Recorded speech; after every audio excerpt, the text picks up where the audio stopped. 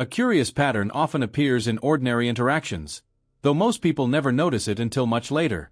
A conversation begins with the pleasant ease of everyday exchange. Gentle voice, relaxed posture, perhaps even a reassuring smile, but something beneath the surface pulls at your awareness. A faint uneasiness rises, as if a quiet inner voice recognizes danger before the conscious mind can articulate it. In that subtle moment, a psychological snare has already been placed at your feet. What seems harmless is sometimes the opening move in a deeper attempt to shape your perception, redirect your reactions, and mold your understanding of reality. Years spent examining the hidden machinery of the human psyche have shown that these tactics are not random improvisations. They belong to an ancient repertoire of mental strategies woven into what I once described as the darker layers of personality. Archetypal shadows that infiltrate attention, distort judgment, and reshape meaning.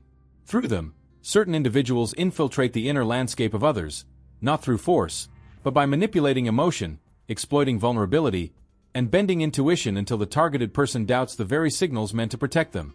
Among the mechanisms I observed, 5 questions emerged as particularly potent. They may appear harmless at first glance, but each one acts like a psychological lever, designed to pry open your defenses while concealing the manipulator's true intention. The first of these subtle traps is deceptively simple. Why are you being so sensitive? It is remarkable how often this question surfaces the moment someone identifies something unsettling.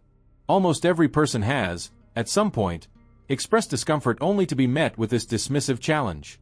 What many fail to recognize is that this seemingly innocent line is not addressing the situation itself. It is targeting your emotional legitimacy. I describe this maneuver as a form of shadow projection, though modern language might call it psychological invalidation. Instead of engaging with your observation, the manipulator strikes at the foundation of your right to react. Rather than refute your point, they undermine your internal compass. In essence, the tactic tells you that your perception is flawed merely because it makes them uneasy. In my research on inner perception, I consistently found that sensitivity is not fragility. It is an inner radar tuned to detect subtle incongruence. When something does not align, when tone contradicts expression, when words feel misaligned with intention, when behavior shifts without explanation, the intuitive mind responds long before logic catches up. People with heightened perceptual acuity often recognize hidden motives, contradictory cues, and emotional tension that others overlook. Instead of appreciating this gift, manipulators fear it, because perceptive individuals cannot be easily controlled. History offers countless illustrations. The financial expert labeled irrational for questioning discrepancies later proven to be deliberate fraud. The partner dismissed as insecure moments before uncovering deception. The employee branded problematic for pointing out unethical practices before a scandal erupts. These scenarios exemplify a broader phenomenon I often described as the persecution of the perceptive. It punishes clarity to protect concealed motives. Those who deploy the sensitivity accusation aim to reverse responsibility. They want you to doubt your inner signals so they can move freely in the shadows of your uncertainty. Yet this tactic crumbles when confronted with what I call the integration of shadow awareness, responding from grounded clarity rather than defensiveness. When faced with a familiar line, one might calmly reply, "I'm not reacting out of fragility, I'm recognizing what doesn't align." This reframing disrupts the manipulative dynamic entirely. The person attempting to distort your perception now confronts an unexpected obstacle: your steadiness. What follows is predictable. Some grow irritated because their strategy has failed. Others shift abruptly to a new subject, hoping to deflect attention away from the exposed inconsistency. A few may suddenly adopt exaggerated kindness, a hurried attempt to mask their discomfort. These reactions reveal far more about their intentions than they realize. But the first question is merely the beginning.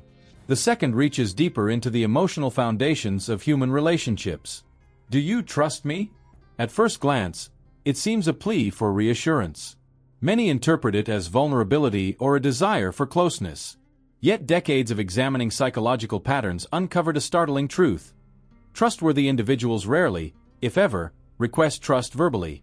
Authentic trust grows quietly through consistent behavior, alignment between speech and action, and steady integrity. It does not arise from demands. It emerges from reliability. When someone insists on trust, especially at moments where clarity is required, the psychological dynamics shift dramatically. I observe that this question activates what might be called a loyalty conflict response. Consciously, you want to see yourself as someone who believes in others.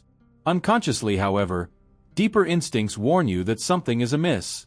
The tension between these two impulses creates confusion, and confusion is the playground of the manipulator. Instead of offering transparency, they hand you an emotional burden. The implication behind "do you trust me?" is that trust should be granted automatically, and withholding it is an offense. This framing subtly pressures you into ignoring your intuitive signals to maintain harmony in the relationship. It is not a request for trust, it is a command masked as intimacy. Classic examples appear everywhere. A business partner withholding documents yet leaning forward with a wounded expression, asking that loaded question. A romantic partner guarding their device as if protecting state secrets, then using moral outrage to insist that suspicion is betrayal.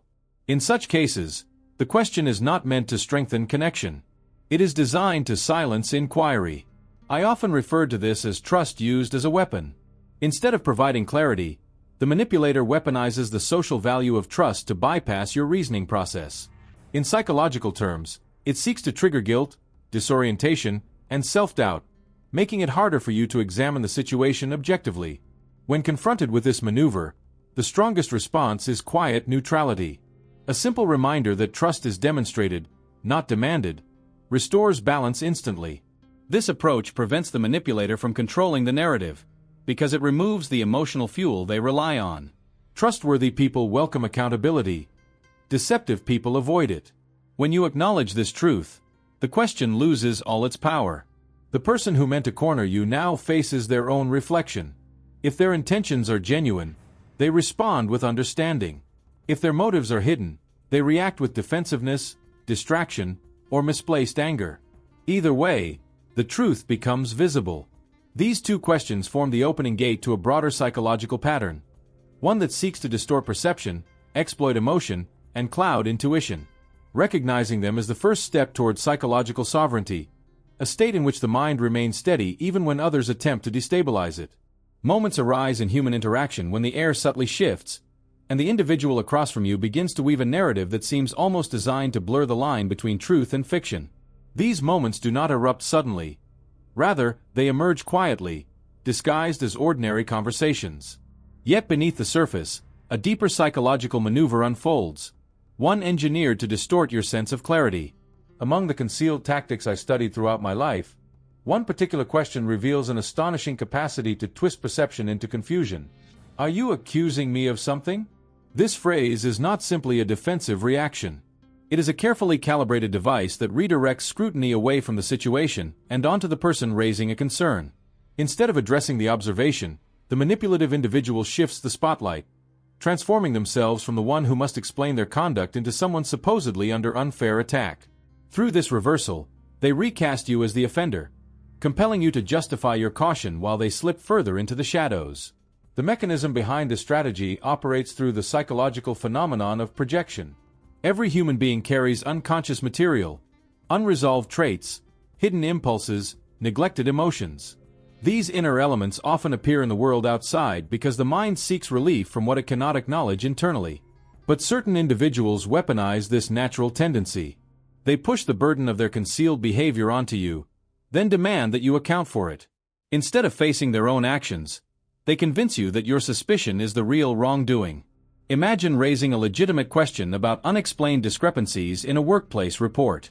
Instead of offering a straightforward explanation, the supervisor abruptly responds with indignation, asserting that your inquiry is a baseless charge.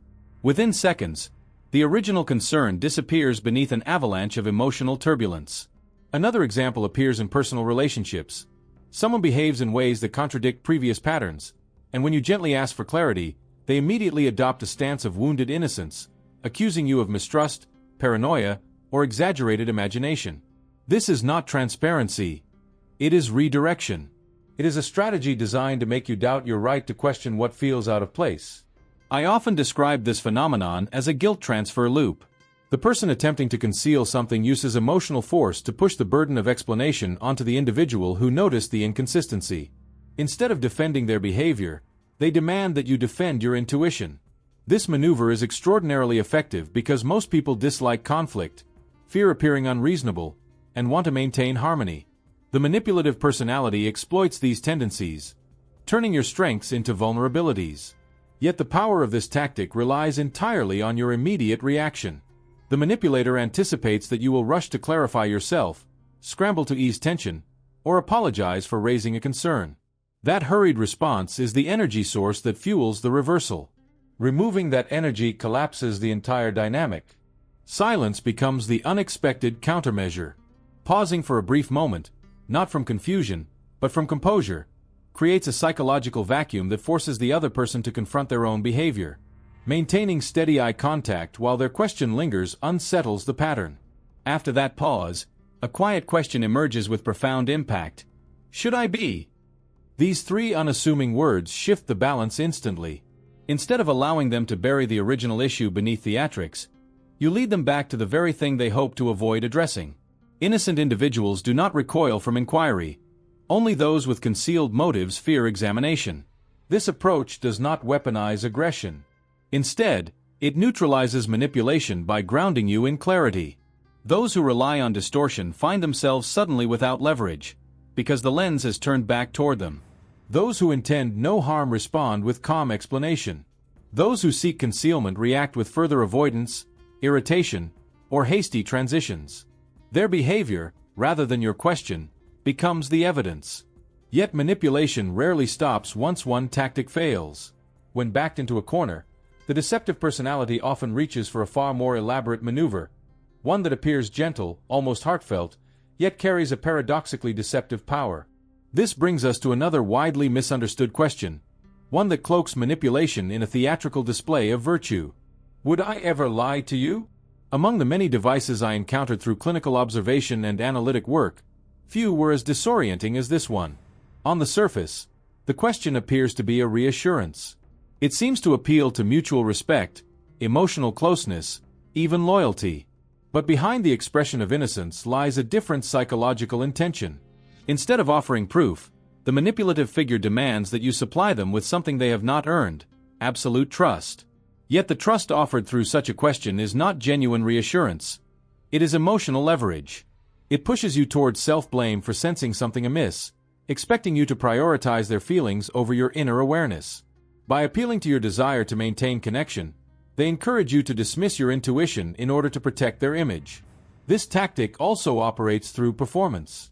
Many deceptive personalities exaggerate distress, adopt an air of heartbreak, or appear deeply wounded by the implication that they might be dishonest. They may speak softly, adopt trembling tones, or frame your caution as cruelty. In these moments, the concern shifts away from transparency and toward comforting them. Their theatrics become a shield, obscuring the truth beneath emotional display. But genuine integrity never needs theatrical defense. Honesty does not require staged vulnerability. Truth does not tremble when questioned. Transparency speaks through consistent behavior, not emotional spectacle. Consider the partner who hides messages, alters routines, becomes secretive, then responds with wounded disbelief when asked about the inconsistencies. Or the business associate who refuses to share financial documents yet reacts as if betrayed when questioned. In both scenarios, the dramatic question, "Would I ever mislead you?" is not a search for truth. It is an attempt to silence your awareness by overwhelming you with guilt. A more subtle psychological dynamic also surfaces here. The individual who asks this question often reveals more than they intend. Through excessive insistence on their own reliability, they inadvertently spotlight their internal conflict. Their emphasis is not reassurance but compensation. They overstate their virtue because they cannot embody it. Their emotional display functions as confession masked by dramatization. Disarming this tactic requires clarity, not confrontation. Instead of responding emotionally, one can return the focus to the central issue with a calm, steady line that reframes the dynamic. That's not the important question. The real matter is whether I would recognize it if it happened. These words shift the emphasis from guilt-driven reassurance to awareness. In that instant, the manipulative attempt collapses. The pressure that once pushed your intuition into silence rebounds onto the individual who attempted to control the narrative. Those with authentic intentions do not resist this shift. They welcome it. They engage openly, answer directly, and offer clarity without defensiveness. Those who hope to cloud your perception recoil, change the subject, or adopt additional emotional theatrics. Whatever the response, the truth becomes visible because the game can no longer function without your confusion. These two questions, one built on reversal, the other on emotional theater, form a powerful pair within the architecture of psychological manipulation. One seeks to destabilize your certainty. The other attempts to overwhelm your intuition through manufactured innocence. Together, they create an environment in which the manipulative person maintains control by ensuring you feel responsible for their comfort, rather than responsible for discerning truth. Once these mechanisms are recognized, they lose their potency. Awareness becomes protection. Calm analysis becomes armor. And the inner self, no longer clouded by guilt or emotional coercion, perceives the situation without distortion. There comes a moment in every psychological struggle when the manipulative personality abandons subtlety. Their earlier strategies may have faltered. Shifting blame no longer confuses you, theatrical innocence fails to cloud your perception, and emotional reversals lose their impact. When all previous maneuvers crumble, they often reach for a final instrument, a question designed to end the conversation before clarity can surface. It appears harmless, even peace-seeking, yet carries a heavy burden beneath its gentle tone. Can't we just move on? Though it sounds like an invitation to harmony, this question frequently masks a deeper motive, the attempt to bypass accountability. Rather than face discomfort, the manipulator urges you to abandon your pursuit of truth. They want you to forget what happened, ignore contradictions, and relinquish the insights your intuition has earned. By framing the situation as an unnecessary continuation of conflict, they pressure you into silence, making you feel as though your desire for understanding is itself the problem. This maneuver operates through what I once described as unconscious avoidance. Human beings naturally seek relief from pain, and many prefer emotional numbness over confrontation. Manipulative individuals capitalize on this instinct, offering a path that appears peaceful but ultimately leads to deeper confusion. Skipping the process of understanding may temporarily calm the surface, yet unresolved tension continues to ferment internally. Just as covering an untreated wound hides infection rather than healing it, forced amnesia conceals emotional truth rather than resolving it. This tactic emerges in countless scenarios. A corporation caught in unethical behavior encourages employees to refrain from dwelling on past events, positioning inquiries as harmful distractions from future goals. A partner exposed for disloyalty urges swift closure, insisting that revisiting the situation prevents the relationship from progressing. A family member confronted about hurtful behavior pleads for immediate forgiveness without addressing the underlying issue. In each instance, the request to move forward serves not as a step toward healing, but as a command to abandon clarity. What lies behind this question is an attempt to protect an unstable narrative. The manipulative personality fears what sustained attention might reveal. They worry that further discussion will expose the full pattern of their behavior, unravel contradictions, and illuminate the motivations they have worked hard to obscure. Silence becomes their objective, for silence allows their version of events to remain unchallenged. However, genuine resolution requires understanding. Without knowing what happened, how it unfolded, why it occurred, and what must change, authentic closure cannot form. True peace grows from clarity, not from suppression. A mind that has not processed truth does not rest. It carries buried tension that eventually resurfaces. I observed a consistent sequence among manipulative personalities. First they deny. Then they minimize. When denial fails, they shift blame. When shifting blame fails, they demand emotional surrender. The final step is exhaustion, wearing down the other person until they accept confusion simply to avoid further conflict. This exhaustion is not accidental. It is part of the strategy. If they cannot outwit your clarity, they attempt to outlast your stamina. Yet the antidote to this strategy is deceptively simple. A single calm statement restores personal sovereignty. I will continue once I understand what happened. This line does not attack, accuse, or escalate. It simply affirms that genuine closure requires truth. It denies the manipulative personality the shortcut they seek. Individuals who value sincerity will respect this need for clarity and engage openly. Those who fear exposure will resist, avoid, or deflect. Their reaction reveals their intention far more clearly than any argument. Over years of study, I became convinced that the deepest danger in these situations is not the manipulator's behavior itself, but the unconscious patterns within us that they attempt to activate. People who seek control do not target your grounded, centered identity. They aim for the unintegrated parts, those that fear abandonment, seek approval, or carry unresolved guilt. When these internal wounds remain unexamined, They create openings through which manipulation effortlessly enters. The path to psychological freedom begins with recognizing these inner openings. When you understand the emotional triggers someone is attempting to pull, their influence dissolves. They cannot distort your perception if you no longer interpret your feelings through old patterns of insecurity. They cannot destabilize you emotionally if you remain anchored within your own awareness. This is why I often described conscious self-awareness as a form of psychological sovereignty. A person who understands their internal landscape becomes nearly impossible to control. Their reactions stem from insight, not from unconscious vulnerability. When confronted with manipulation, they respond from clarity rather than reflex. Nothing unsettles a manipulator more than an individual who remains calm while everything around them becomes chaotic. A remarkable transformation happens when you adopt this posture. The people who once relied on emotional leverage to influence your decisions find themselves unable to navigate the interaction. Their tactics, once effective, fall flat. Their questions lose their potency. Their attempts to redirect your focus meet quiet stability. They cannot provoke, confuse, or intimidate. The relationship between you and them begins to shift, not because you confront them with hostility, but because you refuse to abandon awareness. With time, you develop what I often refer to as discriminating consciousness, the ability to distinguish authentic intentions from concealed motives. You begin noticing subtle cues, emotional inconsistencies, and verbal patterns that previously escaped attention. You identify the difference between genuine remorse and performative sorrow, between clarity and obfuscation, between true understanding and forced forgiveness. This perceptual development is not merely defensive. It becomes a path toward growth. Encounters with manipulation, though painful, can serve as catalysts for inner strength. Each deceptive tactic sharpens your intuition. Each emotional trap teaches you where your boundaries must be fortified. Each attempt to distort reality encourages you to cultivate greater clarity. People who rely on psychological fog inadvertently guide you toward greater internal light. The more consciously you engage with these experiences, the more integrated you become.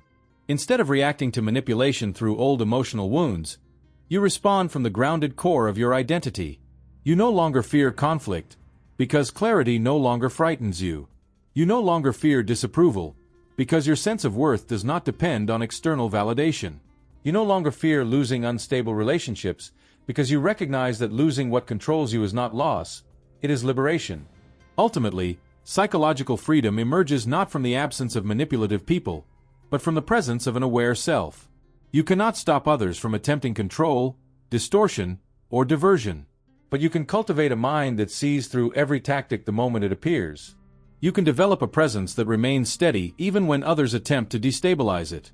You can choose awareness over confusion, truth over comfort, and integrity over illusion.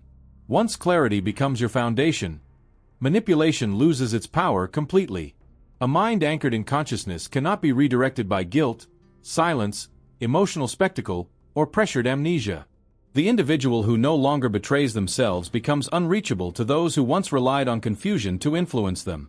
If this message resonated with you, make sure to subscribe to the channel, like the video, and share your own reflection or experience related to the topic.